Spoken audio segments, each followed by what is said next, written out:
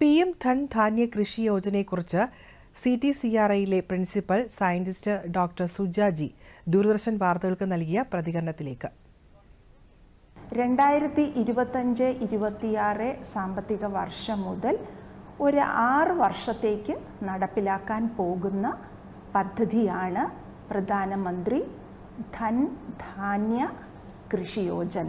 ഈ പദ്ധതിയിലേക്ക് 100 ജില്ലകളായിരിക്കും തിരഞ്ഞെടുക്കുക.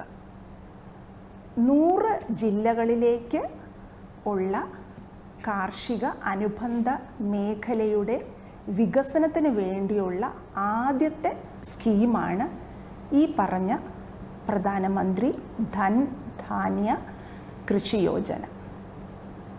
ഇതിലേക്ക് തിരഞ്ഞെടുക്കുന്ന ജില്ലകൾ ഏതൊക്കെയെന്നുള്ളതല്ലേ? അതായത് കുറഞ്ഞ കാർഷിക ഉൽപാദനക്ഷമത, കുറഞ്ഞ വിള സമ്പ്രദായങ്ങൾ, അതായത് വിള സാന്ദ്രത കുറഞ്ഞ വിള സമ്പ്രദായങ്ങളുള്ളതും, അതുപോലെ കുറഞ്ഞ വായ്പ ലഭ്യതയും ഉള്ള ജില്ലകളായിരിക്കും ഈ പദ്ധതിക്ക് വേണ്ടി തിരഞ്ഞെടുക്കുക.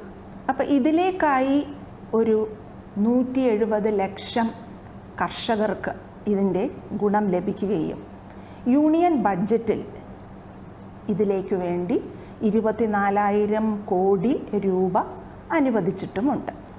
കൂടുതൽ വിള സമ്പ്രദായങ്ങൾ ആവിഷ്കരിച്ച് നടപ്പിലാക്കുക, അതുവഴി സുസ്ഥിരമായ കൃഷി ഉറപ്പുവരുത്തുക, അതുപോലെ കാർഷിക ഉൽപ്പന്നങ്ങളുടെ ശാസ്ത്രീയമായ സംസ്കരണം, മൂല്യവർദ്ധനവ്, കൂടുതൽ സ്ഥലങ്ങളിലേക്ക് ജലസേചനം എത്തിക്കുക, ജലസേചനത്തിൻ്റെ വികാസം, അതുപോലെ മറ്റു ബദൽ കൃഷിരീതികളായിട്ടുള്ള ജൈവ കൃഷി, പ്രകൃതി കൃഷി, ഇവയൊക്കെ വ്യാപിപ്പിക്കുക.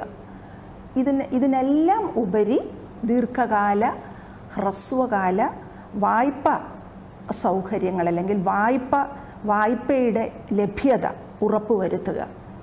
ഇതൊക്കെയാണ് ഈ പറഞ്ഞിട്ടുള്ള ഈ പുതിയ പദ്ധതിയുടെ ലക്ഷ്യങ്ങൾ.